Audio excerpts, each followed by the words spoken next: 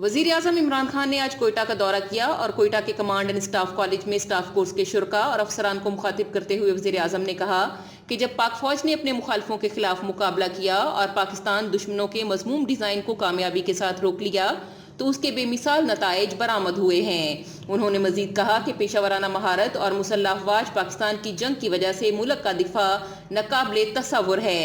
वजीर आजम ने पाकिस्तान के मुस्तकबिल के बारे में गौर व फिक्र किया जहाँ कानून की हुक्मरानी, बोर्ड के पूरे एहतसाब और इंसाफ के दिन हैं। वजीर आजम ने कहा कि अल्लामा इकबाल और कायद आजम जैसे अजीम कायदीन के इस्लामी असूलों और नजरिए के मुताबिक एक खुशहाल रियासत का क़याम उसी वक्त हासिल हो सकता है जब हम बहसियत कौम तौर पर मेहनत करें। वज़ीर आज़म ने कहा कि हुकूमत ने ज़राअत, सनत, टेक्नोलॉजी और ऑटोमेशन जैसे मुख्तलिफ शोबों में तरक्की के लिए भरपूर कोशिशें की हैं।